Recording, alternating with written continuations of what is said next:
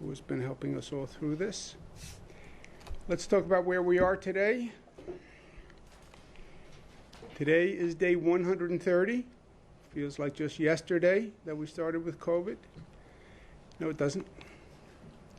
We have good news, bad news. It's like every other day of the past 130 days. We will start with the good news because we are glass half full kind of people. Right, Marcia? The good news is number of hospitalizations is 841. Number of intubations is 97. It's the first time it's been under 100, and it is the first time it's been this low since March 16th. Intubations have been a bad indicator. The number of people who once they're intubated, actually come off the intubator is very low. About 80% of the people who are intubated don't survive. So the fact that this number is down is very positive. All the numbers are where they should be, and you can look at them by region. Within a region, you can look at them by county. You see some slight variances among the counties, which we have been seeing and we've been watching. And you get a little uptick, a little downtick, but they're basically all in good shape. Number of lives lost, 11, and it's been about that level for the past week or so, and that's also good news, that you can be at a place where you lose 11 people and you say that's good news is welcome to our new reality. Our thoughts and prayers are with those 11. But relative to where we were, that's very, very good news. The rolling average, 3-day average, is 10. We did 57,000 tests yesterday. No state tests more than New York tests. I don't believe there's a country that per capita tests more than New York tests. So we get the information, and the information can then lead us. If we have a problem, we see a problem, and then we can attack the problem. 1.2% positive on the 57,000 tests yesterday. Long Island enters phase 4, which is the final phase today. We're excited about that. But as I've said every day for the past 130 days, we're making progress because we're acting smart, and we have to continue to act smart, because if we don't act smart, you'll see those numbers change quickly. Bad news is everything around us, frankly. Tale of two cities, my father's speech. We now have tale of two different kinds of states.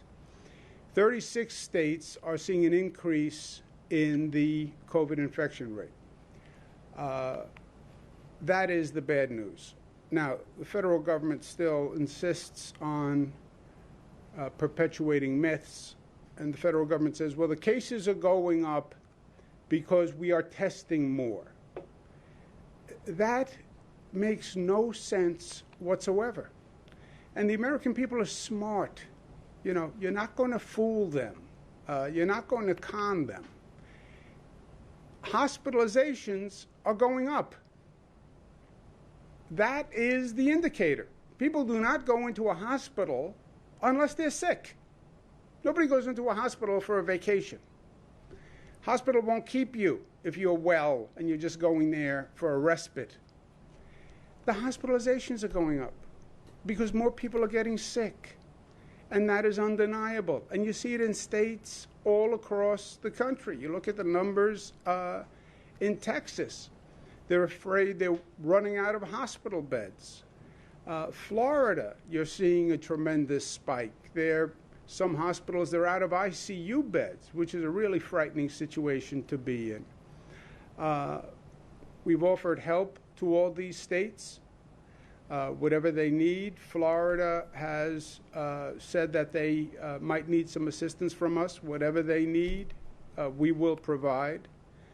But you see the same story all across these states. Now, it's bad news for them. It's bad news for us as Americans. It's also bad news because it threatens our situation.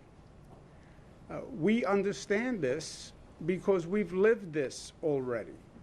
We had that spike because the virus went from China to Europe, and we now understand that the planet is small, and a virus anywhere has to be considered a virus everywhere.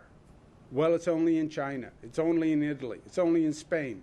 Yes, until it gets on a plane, and then it's in our backyard, which is exactly what happened. January, February, March, 3 million people came from Europe, and they brought the virus, and that's why New York had the spike that we had. We are expanding the list of states that are quarantined. New Jersey, Connecticut, and New York are acting in unison. We have a formula where if a state is above a certain infection rate, then it is on a quarantine list, and 3 more states are now over that threshold because the infection numbers in these states are increasing. Total is 19. The airlines have agreed to hand out forms on the flights coming into New York, where on that form it will ask you where you're coming from, where you're staying, and we need you to quarantine. New Yorkers know New York State has proven 2 things as a fact. We know what works, and we know what doesn't work, right? We have results in New York. We've lived this. We were the laboratory. And we know that smart, data-driven approach worked. We brought down the curve. New Yorkers did it. We're now in reopening, different regions in different phases. But you have numbers. You have proof. You don't have to guess. It's no longer a question of theory. I think this, I believe this, well, maybe this. Look at the results. Look at the numbers. This chart, United States is the red line. And that red line is going up. Look at the lines on the bottom. That's EU, that's Canada, that's Australia. They are all down and basically flat. So the infection is not increasing. And then compare that to New York. New York, we were higher than any of them. We had a situation that none of them had. Because that virus came from Europe and nobody told us, we had that initial spike. We had to get the spike down. Those other locations just had to make sure the infection rate didn't increase. We had an added burden. We had to first bring down the infection rate, which we did. And then we had to keep it down, which we are doing. None of those other countries started where we started. Nowhere near it. The country didn't start where we started. We were ambushed by the virus. Federal government didn't track it, didn't know it, didn't tell us. But we've shown what you can do. And that is proof positive of what works. And we're continuing to do that, following the data, following the facts, which informs our reopening. All county fairs will be canceled. We canceled the state fair, which is a really beautiful annual event. But we canceled that last week, and we're also going to be canceling county fairs. We've had a lot of consultation and done work on air filtration. There are air filtration systems that can take COVID out of the air. There then winds up a series of questions, what filters work on what HVAC systems. But the filters are rated, the HVAC systems are rated by what they call a MERV rating. So what we're saying is the best filter we would like to see installed is what's called a MERV 13. It goes to the density of the filter and what it can actually filter out. MERV-13 filters out the COVID virus. Some systems can't take MERV-13, so it's either 13, 12, or 11. But one of those three filters, and then we have ventilation protocols, and the mall reopening date is July 10th in phase 4. On schools, we are, and we have been consulting all stakeholders on guidance on how a school would reopen in September. We have 700 school districts in this state. They range from rural districts to urban districts, suburban districts. Localities are very involved in their schools and school decisions. So we have been meeting with them. Jim is on a commission that talks to the different districts and their representatives about reopening. We'll have finalized guidance pursuant to those conversations on July 13th. On July 31st, local school districts will submit their plans on how they would reopen, what their precautions will be, if they want to have a phased reopening, if they want to have a partial reopening. Those plans would come in on July 31. August 1 to 7, the state will announce a decision on whether or not those schools reopen. We want to make that decision with the best available data. The facts change here day to day, week to week. I understand there's a drop dead date where you have to make a decision by a certain date, but wait until that date to make a decision because the facts may change. As we see, a week can be a lifetime with this COVID virus because everything changes so quickly. The schools say they need a decision made by the end of the first week in August so they can then turn on the switches and get everything ready for September. And we'll look at the data in that first week and then we'll make a decision. I heard the president speak yesterday and what he was tweeting about today on schools. And look, this is getting a little old as far as I'm concerned. And I heard what the president said on schools, but this has been there, done that, right? School reopenings are a state decision, period. That is the law, and that is the way we're going to proceed. It's not up to the President of the United States. There is something called the Constitution that guides government power, and then there are a series of laws that are based on that Constitution. And the President does not have the authority to open schools. We will open the schools if it is safe to open the schools. Everybody wants the schools open. Everybody. Nobody wants the schools open more than I do. School reopening also ties to the economic reopening, right? Because you can't really reopen the economy fully if you have the schools closed. Schools are important, not just education, socialization of young people. We don't even know what this means to have kids who are out of school for this period of time. So, yes, we all want to open schools, but we want it to be safe.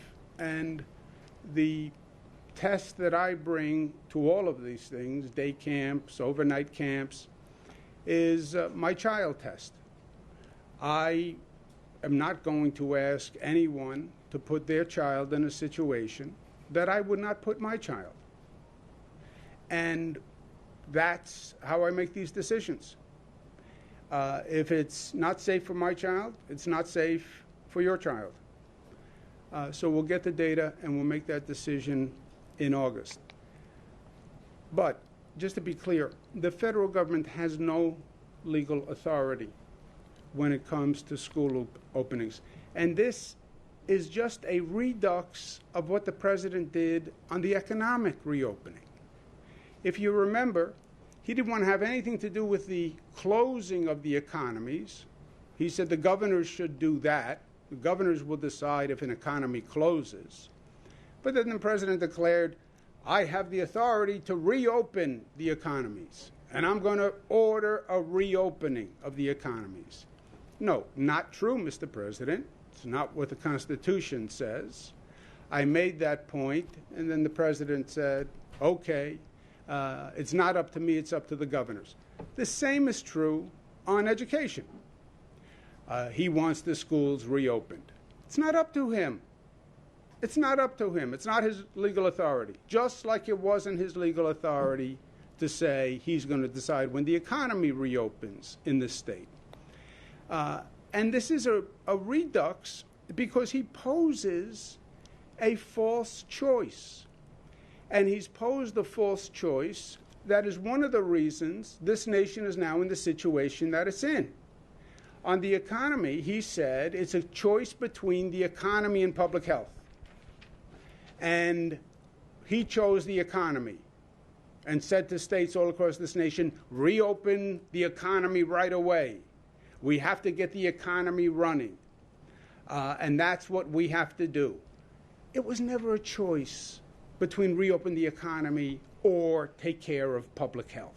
It was never a choice between reopen the economy or have more Americans die. That was never the choice. And the states that made that choice are the states that are now suffering. It was, of course, reopen. But reopen the economy and be smart about the way you're reopening. It wasn't binary. It wasn't just open the floodgates, everybody go out, no precautions, no data, no monitoring. And then you're shocked when you see the infection rate going through the roof. Everybody warned him.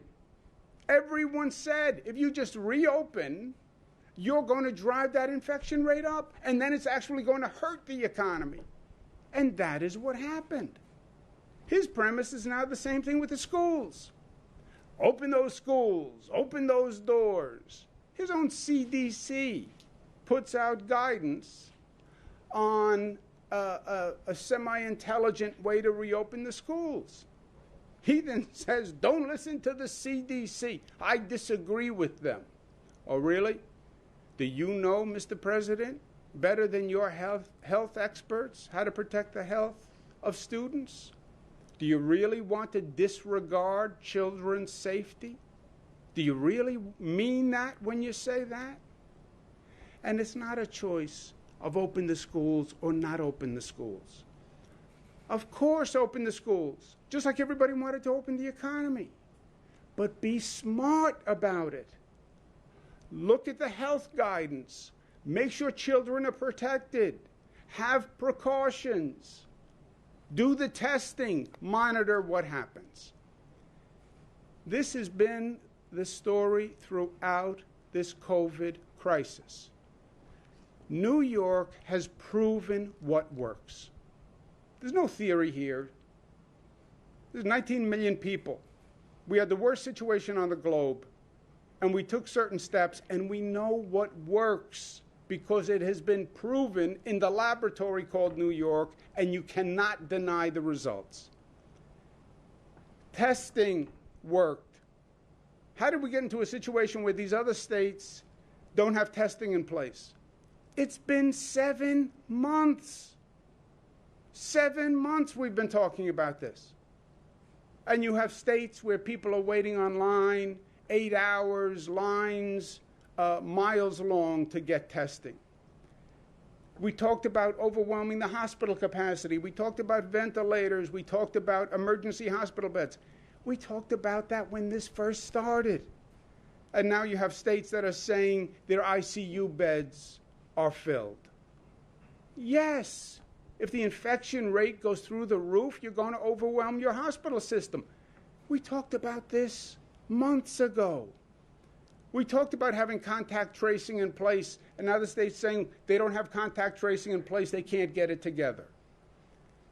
States are running out of PPE. We talked about PPE 6 months ago, and planes going to China to pick up masks.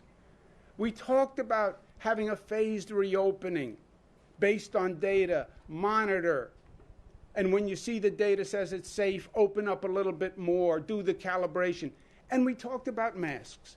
New York State, first state in the United States to mandate masks. Look at the numbers. The projection model that the White House uses, the Gates-funded IHME model, shows, extrapolating from this now increased infection rate, an additional 15,000 Americans die by October. An additional 15,000 Americans die than they had projected. Well, what changed? The spike in the infection rate changed. So when they extrapolate out, based on the infection rate increase, another 15,000 Americans die. Wear a mask. IHME says 45,000 more people will die if they don't wear masks. Think about this. If a mask order is not in place, 45,000 more deaths.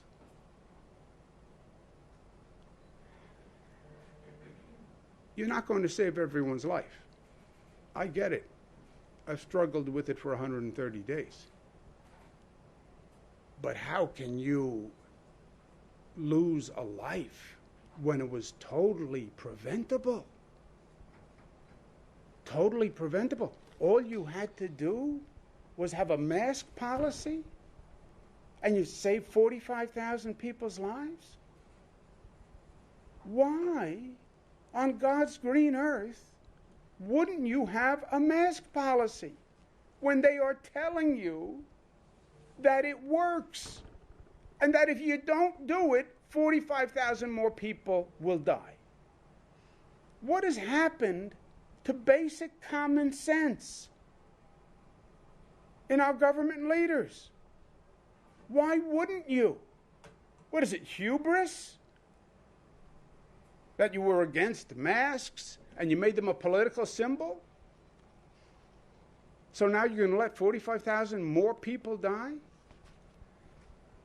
Look, leadership starts at the top. Sign an executive order, wear a mask, follow the science, follow the data, stop dividing people, stop playing politics, inspire the nation to act as one. I wear a mask for you, you wear a mask for me. That's what you're supposed to do as president. That's what you're supposed to do as a leader. And this is not about politics. It's not about who gets elected and who doesn't get elected. This is far more important, this point in history. When they look back at this point in history, the decisions we make will determine how many people live and how many people die. And that is not being overly dramatic. And that's not being rhetorical. These decisions decide how many people live and how many people die. Period. And that's why this is more important than any other time that I have been in public service, in any other position. Never was it as clear the consequence of government's actions. Never was it as clear how important government is and public service is and the decisions that are made. You're talking about thousands of people's lives, tens of thousands of lives. That's why, thank God, we're in a state that is New York tough and smart and united and disciplined and loving. Questions? Governor, you said that the different school districts need to submit their plan by July 31st. Today, Mayor de Blasio and his chancellor said they have their plan, which is cohort learning. An example is 2 days on, 3 days on, alternating. Do you accept that as their plan, or do they need to resubmit by the end of the month? What is your No, they can submit a plan. The plan will be reviewed, and then we'll accept or deny the specific plan. or ask for alterations on the specific plan, and then make a global decision as to whether or not any school district will reopen, and that will be the first week of August. Your follow-up question should be, or if I were you, my follow-up question would be, because I'm really just a frustrated journalist, the next life I'm going to be on the other side of the table, and I'm going to be a terror. You think you guys are terrorists, because I am an educated questioner. The follow-up is, could you have different decisions in different regions on August 1st? Or is it just a global yes or no? That's a great question, and I'm going to duck it, but that would be a great question. My actual follow-up question, though, is, based on today's data, does the New York City plan work? You are not deciding today. Ideally, you would make the decision the night before, right? If you're a parent, you probably are going to wait until the night before, and you're going to get the data the night before.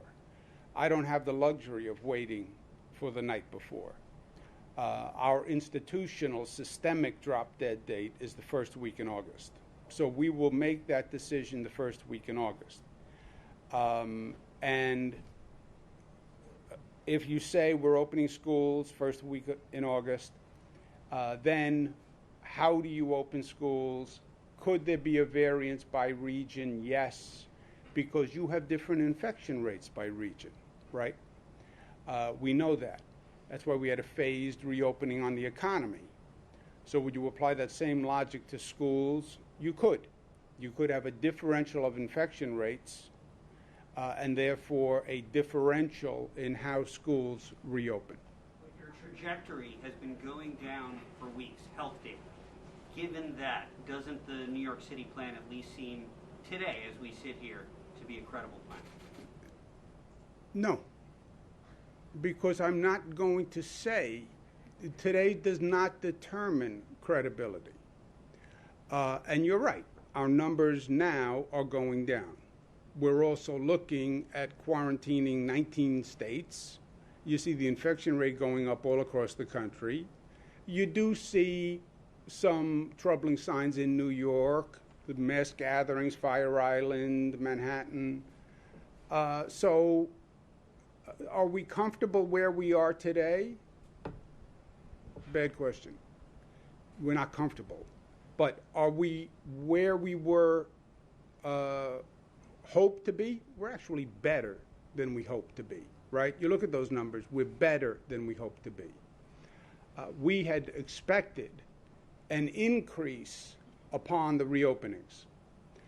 Just by the simple reason, you're increasing activity, you must be seeing an increase in the infection rate when you're increasing activity. So I actually expected an increase that we have not seen.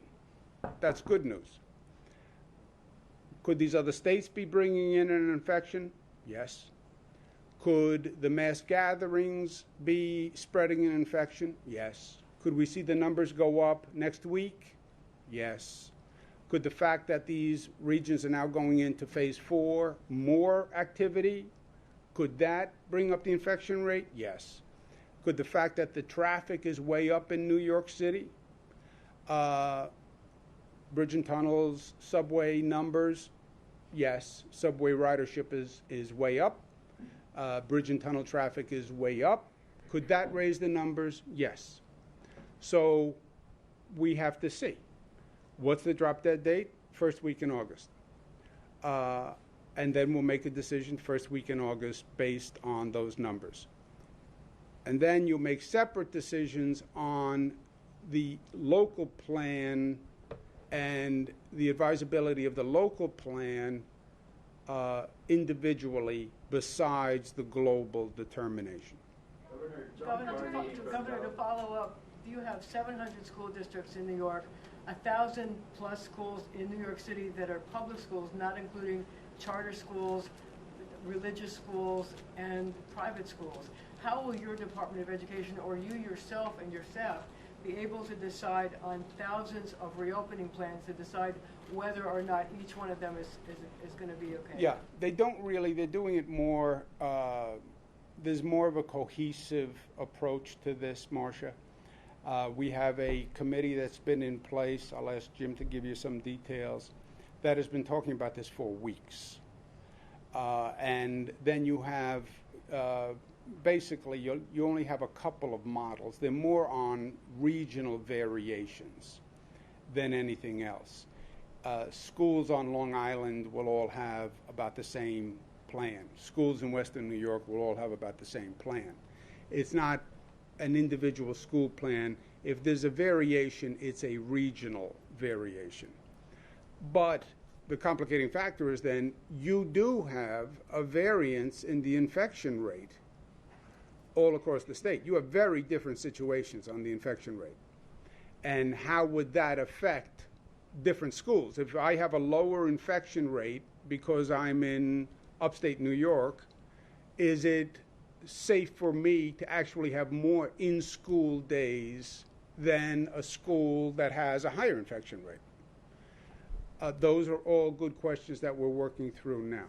So also, what would you say to school union leaders who are very concerned about the safety of the buildings for their teachers? They've expressed concerns and say maybe they don't want to go into schools unless they're, especially here in New York City. I'm sure you must have heard from Michael Mulgrew. He's been very vocal about it. What do you say to him?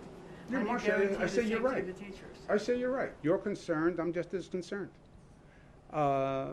If it's not safe for my child, it's not safe for anyone's child. If I wasn't prepared to be a school teacher in that school, I wouldn't ask anyone else to be a school teacher in that school.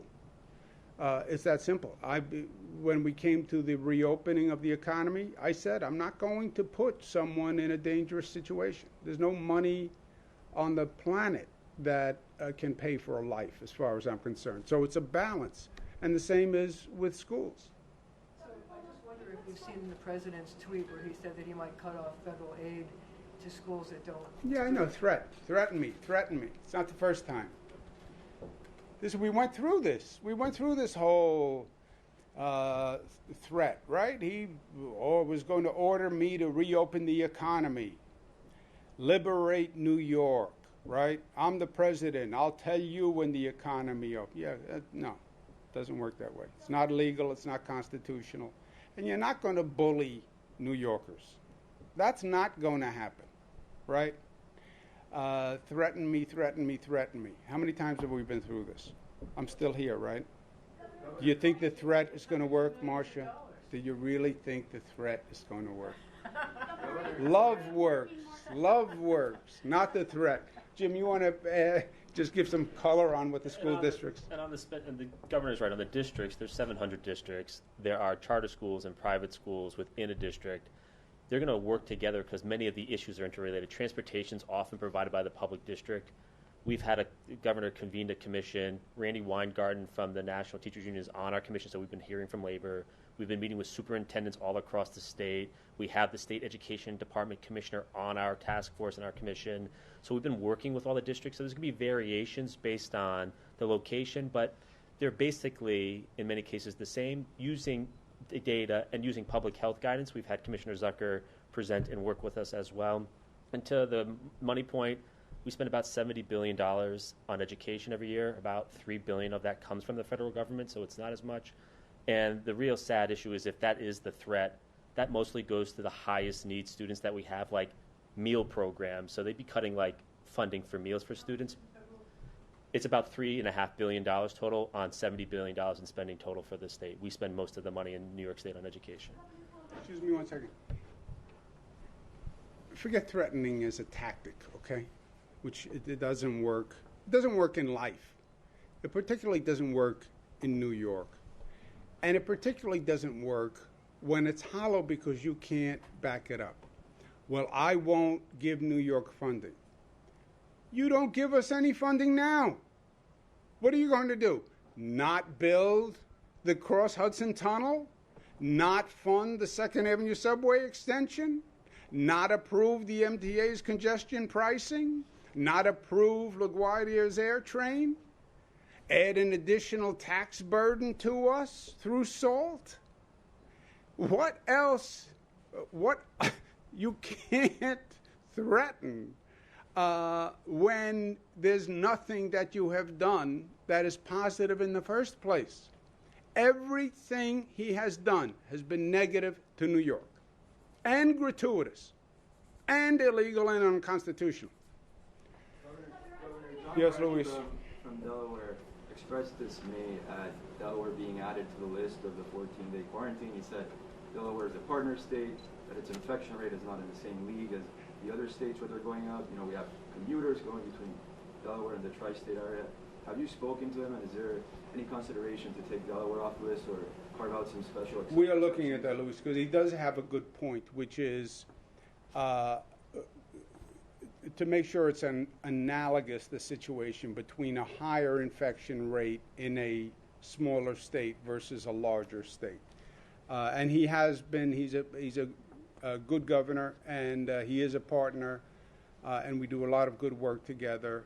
So there was nothing personal about it. It's just a formula, and if a state goes over that formula, but I understand his point, and we're looking at it. Did you want to make a comment? No, I would just add on top of that, as the governor said, there's nothing personal about this. And there are certain states, like, for example, Vermont has a blanket quarantine. Anybody who comes into Vermont today has to do a 14-day quarantine when they enter. And so this is something that we did in partnership with New Jersey and Connecticut based on metrics that we believe determines and can accurately predict what the infection rate is in these states. And so Delaware is a great working partner. We're on calls with them, you know, twice weekly, and we will continue to talk to them. But just remember, in context, there are a lot of states around the country that have done blanket quarantines for anybody coming in, and so there's nothing personal. Yeah, also, States like Maine and even Connecticut, actually, I believe, they are using a COVID test as a substitute to the quarantine. If you tested negative within the past 72 hours, that could be used as a substitute for, you know, having to quarantine for 14 days. Why is that not being considered? because it is being considered, but it's hard to administer here. What were the numbers on how many people coming in? Do you remember? From other states daily, it's about 12,000 that are coming in from those impacted states daily. And the other issue is, because we did talk through the potential of a test, and it's something we're considering, but remember, a test is a snapshot in time, and there's a certain amount of time when you could have COVID and you could get a test and it won't come back positive.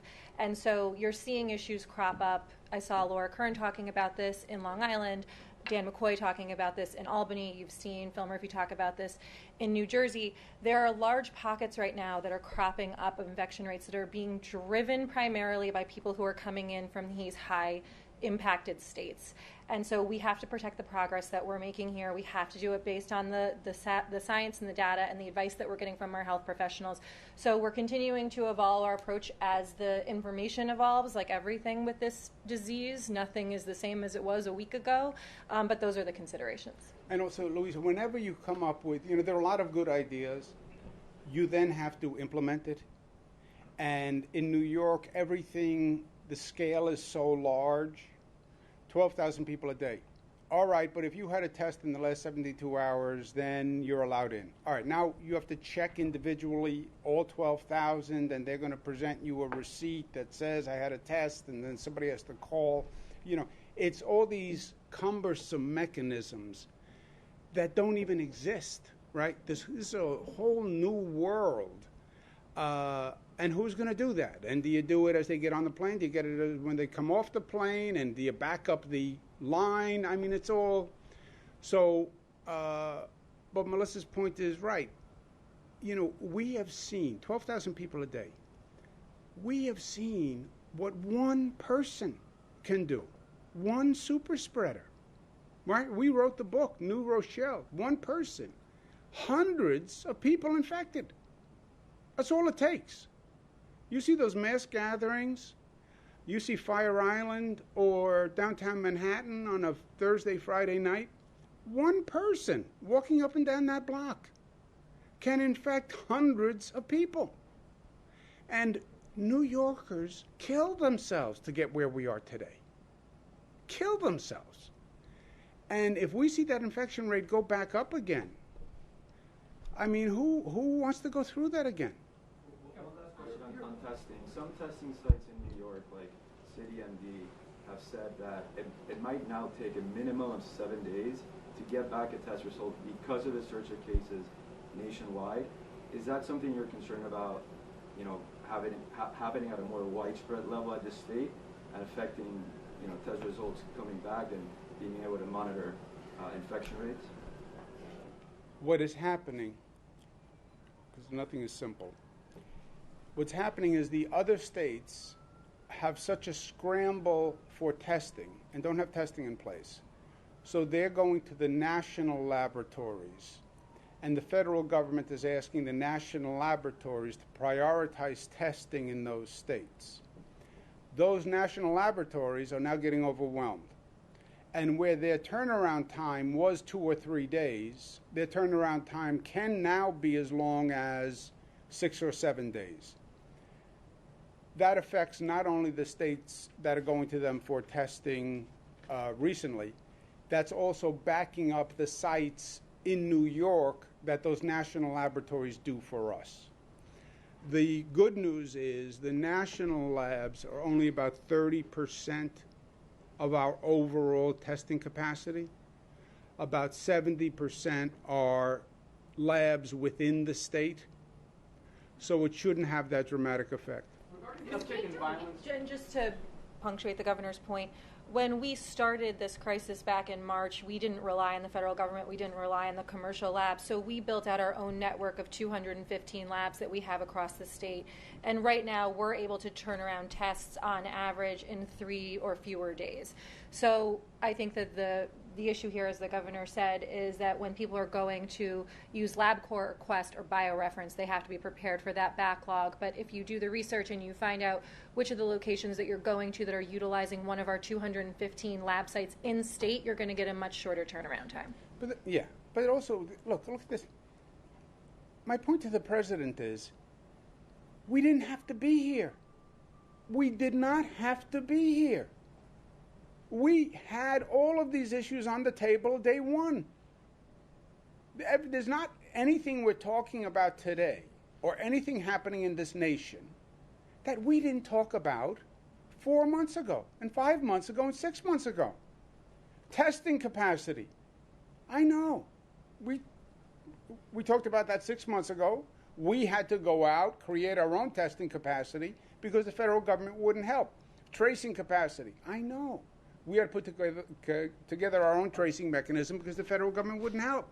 Oh, hospitals are overwhelmed. I know. We went through this 4 months ago, create Javits, create these other campuses for emergency hospital beds. Why are we here? And why is the death rate going up? And why is the infection rate going up and the hospitalizations going up? And why aren't we prepared?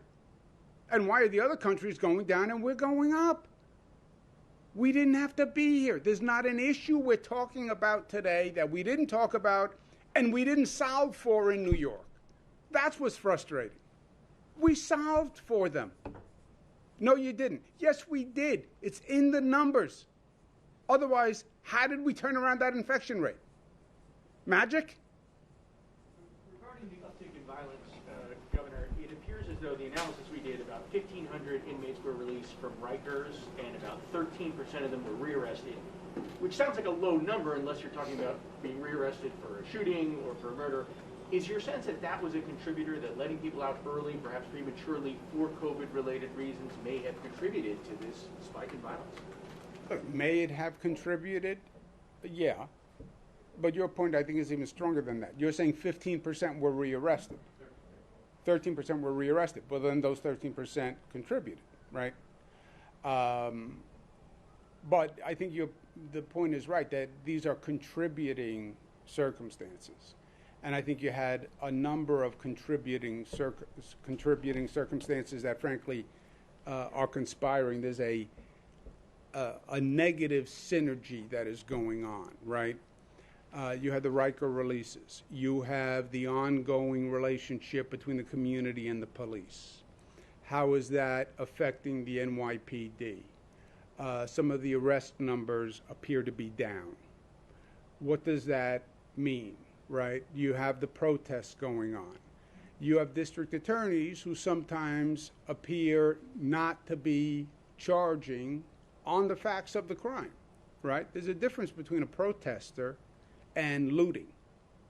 There's a difference between a protester and a gun charge. And prosecutors have to enforce the law, right? Not political opinions. So I think there are a number of contributing factors. And I think one of the situations we really have to address is the relationship between the community and the police, which is right now dysfunctional. It's just dysfunctional. And there's no sugarcoating it. And it's not about making changes on the budget. It's not about tear gas or rubber bullets. The relationship itself doesn't work. The trust and respect and mutuality doesn't work. And that can only be restored by putting people at a table and reimagining, redesigning, restructuring the police force that New York City wants. And that's the conversation that has to happen. And everything else is just on the edges as far as I'm concerned. I know you've been very patient. I'm sorry. Thank you, I appreciate it. Back to testing for a second. Given this increased lag time in the ones that are going to the main laboratories, is there anything the state needs to be doing to increase capacity so that these tests are useful and you're not getting results 8 days later? I don't believe there is any more water that we can wring out of that stone. When you are at 57,000 tests yesterday, 60,000 tests, when we started, you know how many tests we could do per day? 400. Max. I remember sitting in the meeting with all the experts. Well, if we did everything possible, how many could we do a day? Maybe we could get up to 400. I said, great. How many do we need? Oh, about 10,000. I said, great. We have every lab working. And what the national labs say is that this slowdown in the processing is temporary, and they hope they're just handling a surge from the other states. How much contact? I'm just curious, do you plan to work more collaboratively with Mayor Bill de Blasio, and do you have anything to say to parents who are exasperated when, again, they hear something from the mayor, and then they hear something that's contradictory from your office an hour later? Yeah, I don't think they heard, well, it depends on I don't know what they heard. You said the plan was not, it wasn't, you couldn't evaluate it.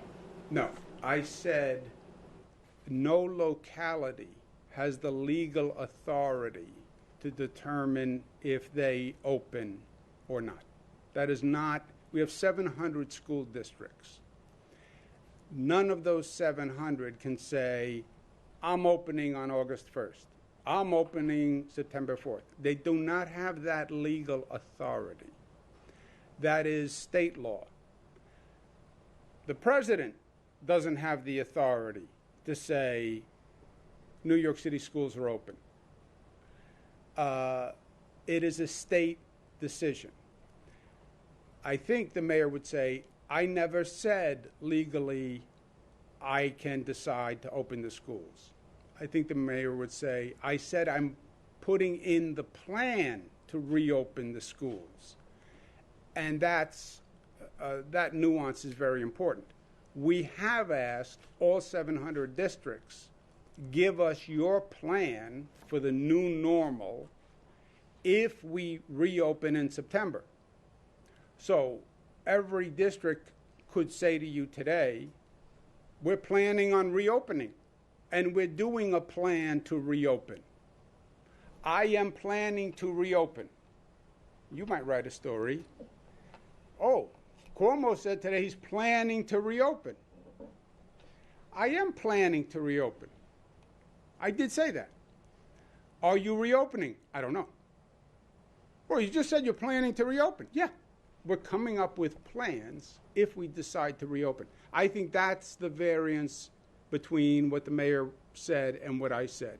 It did cause confusion, but technically it's correct. I'm putting in a plan to reopen. So then can we say how much contact? I mean, you said that you've had this committee that's been meeting for weeks about reopening. Over that time, how much contact has the state had with New York City's public Oh, schools. significant. It's the biggest of the 700. I think it's the biggest single. Largest in the country. Yeah. So then, how much of this plan that was submitted by the mayor today, I mean, how much of it is any of it a surprise to you? And what does it say about going forward, since they have at least submitted a plan already ahead of the deadlines that you've set out? All 700 plans are going to be reviewed through a number of lenses. Marcia's point was right before. The unions have very strong feelings about the safety of the teachers. The health officials have very strong feelings about the number of children, the number of cohorts in any one situation. The environmental people have questions about cleaning protocols, air filtration systems, etc. So that conversation is ongoing now. But there are many eyes and many perspectives that look at those plans. What Can about you private talk schools? about the Attorney General's? How would private schools fit into this? Would they be more like colleges that present Sure. for individual plans, or like? They would be part of this process where they would submit a plan, whether you were private or a charter school. Like I said before, in many cases, the larger public school district will work with these schools because transportation, for instance, is something that the public district provides to private schools. So you need to work those sort of issues out, right? Because the private school might be on a different schedule than the public school come to September. That's the plan. So how do you work those issues out? So there's co-location issues between charter schools and the traditional public schools. All those things have to be worked out. So the districts have to work together with each other. And what we're trying to do as a council, and what we're doing with the State Department of Health and the State Education Department is, in those cases where it's not happening, we want to make those things happen in those districts because you have to look at it in its totality. And to the governor's point with New York City, the plan was just submitted today. In broad strokes, we've been talking to all of the districts, but you have to see what the details of the plan are, and you have to see maybe some of the facts on the ground change by August, which will necessitate a difference of opinion based on the health and science that we see at the time to necessitate changes among all the plans, right? So I think that's what the governor is saying. We have to see where we are in August, which may take tweaking all across the board. And would this include like a Governor, will religious you school? require like air a Catholic filtration school? systems? Let him just finish 1 second. Go ahead, Zach. Would say a religious school or yeshiva, would they have to submit individual plans? How would they fit into We this? would want to see the individual plans, just to particularly see if they're following the guidance that the state will be putting out, especially in the safety and health protocol that will be put out by the State Department of Health, social distancing, how are we treating lab space, how are we treating cohorting of students, and all those issues that have been raised in the past, because we want to maximize the protection of our students as well as the teachers and other educators in the building. Yeah, let me just make one other point. I see you, I promise. On schools, none of us have ever been here before for the past 130 days. We're all trying to figure out the best way to do things in this very complex environment. Schools, people want to know if the schools were open in September. I understand that. I understand it. Parents talk to me too. We're doing everything to be ready in September. We very much want to open up schools in September. We very much want children back in school. If anybody sat here today and told you that they could reopen the school in September, that would be reckless and negligent of that person. It would be negligent. You don't know what the infection rate is. You don't know what else is going on. And you decided at a much earlier time when you actually had to decide. As I said, if you're a parent, you decide the night before. And that's what parents are going to do. They're going to turn on the news, and if they see that virus spiking, and they see the numbers going up in New York, they're going to say, I'm not sending my child. So August 1 is the deadline. We're working collaboratively with everyone. Why don't you make a decision today? Because it's not intelligent to make a decision today. That's all. There's no conspiracy. There's nothing else going on. There's no politics. Everybody wants the same thing. We're just trying to work through a difficult situation. And you're talking about the safety of children. You know, God forbid you make that mistake, right? Can you talk about the Attorney General's Governor. probe into clashes between the police and protesters, where it stands now, and what you expect the outcome might be? I can't really.